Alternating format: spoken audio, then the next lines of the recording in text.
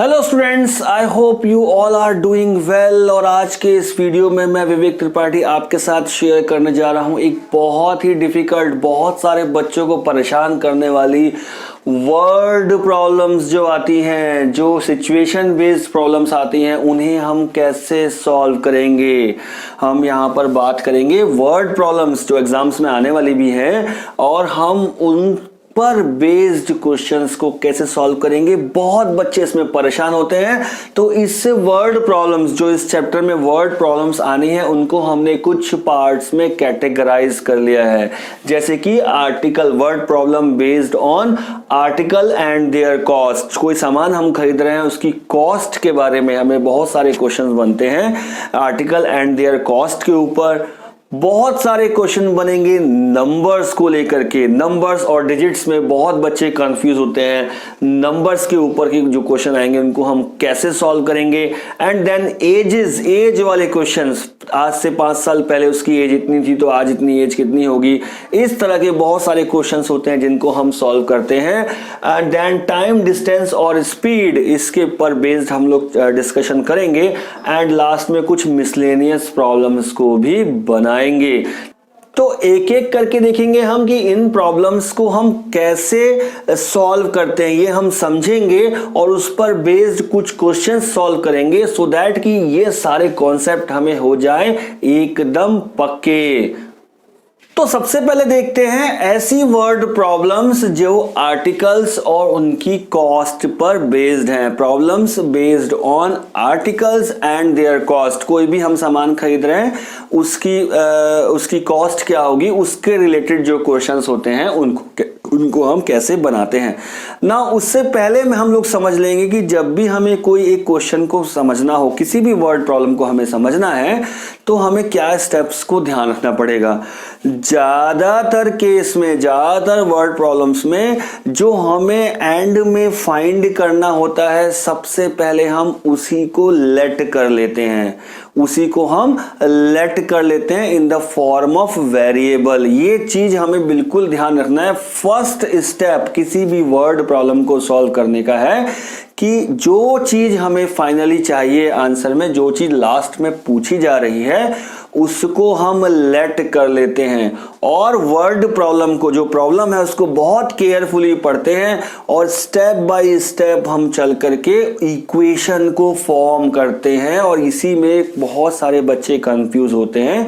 तो हम कुछ एग्जाम्पल करते हैं, आर्टिकल्स एंड देयर कॉस्ट के ऊपर एग्जाम्पल करते हैं पहले, और फिर हम समझेंगे कि कैसे हम एक एक स्टेप को चलते जा रहे हैं और प्रॉब्लम हमारे लिए हो जा रही है इजी।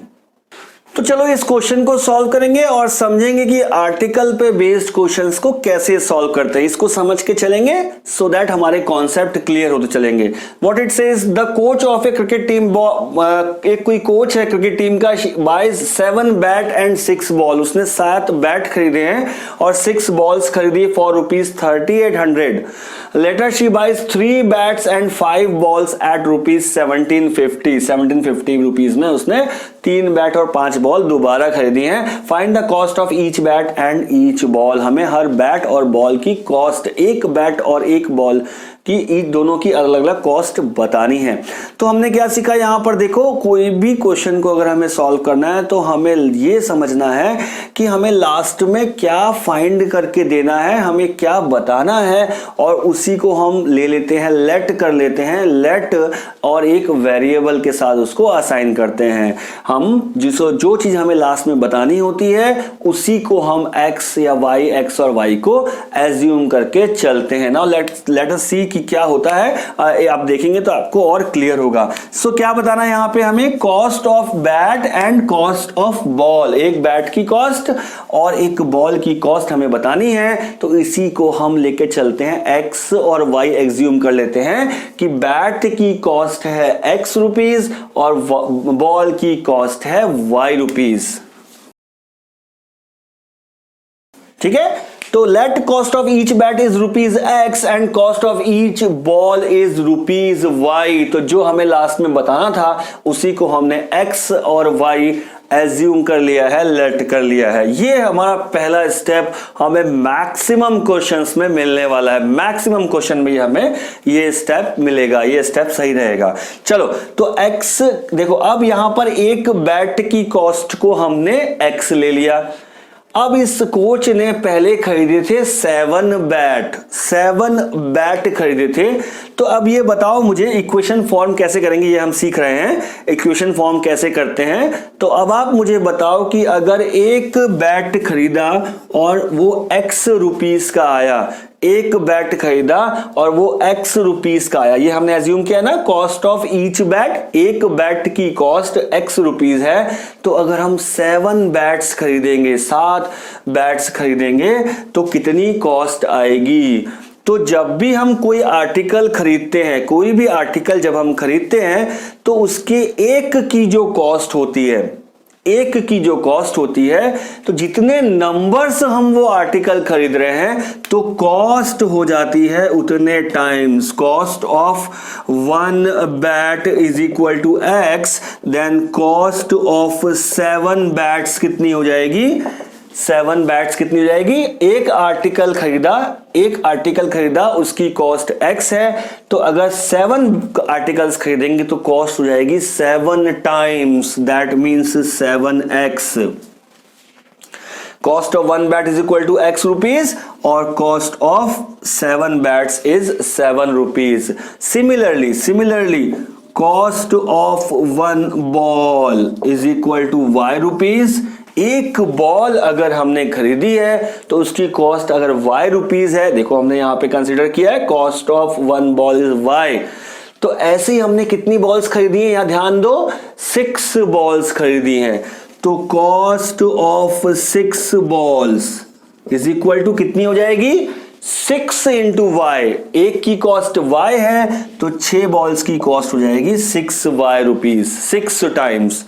ठीक है, अब यहां क्वेश्चन को फिर से ध्यान से पढ़ो। The coach of a cricket team buy 7 bat and 6 balls for ₹3800। देखो भाई, ये हमने 7 बैट खरीदे 7X रुपीस के और 6 बॉल्स खरीदी हमने 6Y रुपीस की, लेकिन टोटल कितना किया, 7X और 6Y दोनों को मिला के टोटल एक्सपेंस किया हमने 3800। तो यहां पर टोटल एक्सपेंस कितना किया हमने, 7X प्लस ये भी खरीदा है और ये भी खरीदा है, दोनों खरीदे हैं, इसीलिए इनका हो गया यहां पर सम।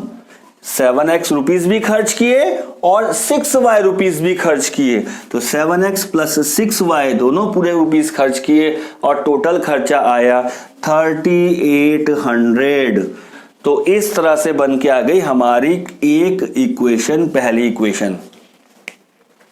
ठीक है, ऐसे हम इस इक्वेशन को फॉर्म करते हैं। उसके बाद देखो आप, उसके बाद दोबारा उसने क्या किया है कोच ने, later she buys 3 bats and 5 balls. उसने 3 बैट खरीदे हैं और 5 बॉल खरीदी है। तो देखो cost of 1 bat X rupees था, तो कॉस्ट ऑफ 3 बैट्स, अब हम दूसरी इक्वेशन बना रहे हैं। पहली इक्वेशन हमारी बन गई है, कॉस्ट ऑफ 3 बैट्स कितनी होगी, अगर एक बैट की कॉस्ट X रुपीस है तो 3 बैट की कॉस्ट हो जाएगी 3 टाइम्स 3X रुपीस। ठीक है, एक बैट की कॉस्ट है X रुपीस तो 3 बैट की कॉस्ट हो जाएगी 3X रुपीस। इसी तरह से एक बॉल की कॉस्ट है Y रुपीस और इसने खरीदी है 5 ball, so cost of 5 balls कितनी होंगी, कॉस्ट ऑफ 5 बॉल्स, एक की Y है तो 5 की हो जाएगी 5Y। किसी भी आर्टिकल की कॉस्ट नंबर ऑफ टाइम्स, उतने ही नंबर ऑफ टाइम्स होती है जितना हमने परचेज किया है। ठीक है, तो कॉस्ट ऑफ 3 बैट्स आ गई, कॉस्ट ऑफ 5 बॉल्स आ गई, और ये क्या कह रहा है, 3 बैट्स और 5 बॉल्स को खरीदने के लिए टोटल खर्चा किया है इसने 1750। तो यहां 3X रुपीस खर्च हुए और ये भी खरीदा है, यहां भी खर्चा किया है और ये भी खर्चा किया है, दोनों को मिला के आ गए हैं 1750। तो क्या बन गया 3x प्लस, क्योंकि ये भी खरीदा है और ये भी खरीदा है, दोनों में से एक चीज नहीं खरीदी, दोनों चीजें खरीदी हैं, that is 5y is equal to 1750। ऐसे बन गई है ये हमारी इक्वेशन नंबर 2। और अब जब हमारी इक्वेशंस दोनों बन गई हैं, इसको सॉल्व करने के हमारे पास तीनों मेथड हैं। आप चाहें तो सब्स्टिट्यूशन मेथड से सॉल्व करें, चाहे तो उसे एलिमिनेशन मेथड से सॉल्व करें, चाहे आप इसे क्रॉस मल्टीप्लिकेशन मेथड से सॉल्व करें, किसी भी मेथड से सॉल्व करें, अनटिल अनलेस अगर आपको क्वेश्चन में दिया है कि आपको इसी मेथड से सॉल्व करना है तो आपको वो मेथड अप्लाई करना है। अदरवाइज आप किसी भी मेथड से जो आपको इजी लगता है उस मेथड से आप इसको सॉल्व कर सकते हैं। हम यहां पर इसे सब्स्टिट्यूशन मेथड से सॉल्व कर रहे हैं, आप चाहे तो किसी भी मेथड से सॉल्व कर सकते हैं। तो मैं इसको थोड़ा सा इरेज करूंगा और क्लीन करूंगा, और फिर आपको अगर कोई डाउट है तो आप वीडियो को बैक जाके देख सकते हो। तो देखो हमारे पास ये दो इक्वेशन थी, 7x plus 6y is equal to 3800 and 3x plus 5y is equal to 1750। तो यहां देखो सब्स्टिट्यूशन मेथड से सॉल्व करेंगे। व्हाट इट सेज कि किसी भी एक इक्वेशन से हम एक वेरिएबल को दूसरे वेरिएबल की फॉर्म में लिख लेते हैं। चलो देखते हैं। फ्रॉम 1 पहले इक्वेशन पहले लेते हैं। 7x is equal to 3800 minus 6y और x is equal to 3800 minus 6y upon 7। ये x की वैल्यू आ गई है हमारे y की फॉर्म में। फर्स्ट इक्वेशन से निकाली है तो इस वैल्यू को हम सेकंड इक्वेशन में पुट करेंगे। तो put x is equal to 3800 minus 6y upon 7 in equation 2। Equation 2 में सब्स्टिट्यूट कर दो, यहां पर सब्स्टिट्यूट करेंगे तो x की जगह क्या लिखेंगे 3, x की जगह लिख देंगे हम this 3800 minus 6y upon 7 plus 5y is equal to 1750। देखो यहां हमने सब्स्टिट्यूट कर दिया। अब यहां पर x हट चुका है, सिर्फ y है, और यहां से सॉल्व करके हम y की वैल्यू को फाइंड कर सकते हैं। चलो यहां देखते हैं क्या आएगा। दैट विल बिकम ये हमारे पास इक्वेशन बन के आई है, जैसे जैसे था वैसे वैसे हमने लिख लिया है। अब y हमें फाइंड करना है तो y को हम एक तरफ रखेंगे और कांस्टेंट वैल्यूज को दूसरी तरफ ले जाएंगे। तो it will become 5 minus 18 upon 7 y is equal to 1750 minus 11400 upon 7। चलो सॉल्व कर दो इसको सॉल्व करने के लिए हम एलसीएम मेथड यूज करते हैं। एलसीएम लेंगे तो ये बन जाएगा 5 इंटू 7 माइनस 18 इंटू 1। ठीक है, 5 इंटू 7 माइनस 18 इंटू 1। यहां भी एलसीएम करेंगे, यहां आ गया 7, that is 1750 into 7 minus 11400 into 1। LCM लेके सॉल्व करेंगे और यहां पर y तो पहले से ही था। ठीक है, इसको सॉल्व करो तो क्या बन जाएगा y into 35 minus 18 is equal to, और सॉल्व करेंगे तो बन जाएगा y is equal to 50। y की वैल्यू आ रही है 50। तो y की वैल्यू आ गई है 50। अब यहां देखो x की वैल्यू फाइंड करनी है और x हमारे पास ये है, x is equal to 3800 minus 6y upon 7। तो लिख दो यहां पर x is equal to 3800 minus 6 into y की जगह पे क्या लिख देंगे हम 50 अपॉन 7। इसको सॉल्व करो तो आपके पास आ जाएगी x की value and that will B 500। तो देखो x की वैल्यू आई है 500 और y की वैल्यू आई है 50। तो यहां पे हमने x क्या लिया था, x हमने लिया था कॉस्ट ऑफ 1 बैट। तो कॉस्ट ऑफ 1 बैट हो गया 500 रुपीज और कॉस्ट ऑफ 1 बॉल जो y था दैट बिकम्स 50 रुपीज। तो यहां लिख दीजिए आप लास्ट में cost of 1 bat is rupees 500 and cost of 1 ball is rupees 50 and that will be our answer. तो चलो अब ये क्वेश्चन देखते हैं और इसको सॉल्व करेंगे तो हमारा ये कॉन्सेप्ट हो जाएगा बिल्कुल पक्का। चलो तो क्या कह रहा है, 5 pencils and 7 pens together cost rupees 50। 7 pencils and 5 pen together cost ₹46. Find the cost of one pencil and that of one pen. तो फिर हम अपनी वही टेक्निक लगाएंगे सॉल्यूशन के लिए, क्या कि हमें लास्ट में जो बताना है उसी को हम वेरिएबल्स असाइन कर देते हैं। तो लास्ट में हमें क्या फाइनल करना है, फाइनल बताना है cost of one pencil and cost of one pen. चलो तो इसी को लेते हैं, let the cost of pencil is x and the cost of one pen is y rupees. ठीक है, पेंसिल की कॉस्ट x रुपीज है और एक पेन की कॉस्ट y रुपीज है। ठीक है, अब फर्स्ट केस में देखते हैं, यहां लिखते हैं इन फर्स्ट केस। पहले केस में क्या हो रहा है, यहां देखो रफ में अपने लिए रफ स्पेस में थोड़ा सा कैलकुलेशन कर लो, थोड़ी सी टेबल बना लो अगर जरूरत है तो। 5 पेंसिल्स एंड 7 पॉइंट। देखो भैया, cost of one pencil, cost of one pencil कितनी थी, x रुपीज थी। तो फर्स्ट केस में हमसे पूछा था 5 पेंसिल्स की कॉस्ट, तो एक पेंसिल की कॉस्ट x रुपए है, तो कॉस्ट ऑफ 5 पेंसिल्स कितनी हो जाएगी, कॉस्ट ऑफ 5 पेंसिल जाएगी 5x।